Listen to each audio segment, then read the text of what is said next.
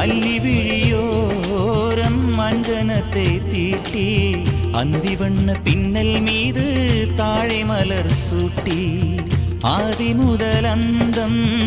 ஆபரணம் பூட்டி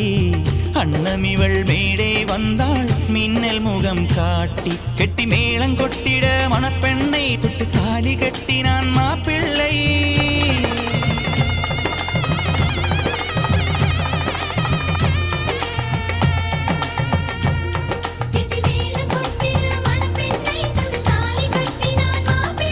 இந்த ஏழை நெஞ்சமும் நீ வாழ என்றும் பூக்கள் தூவும்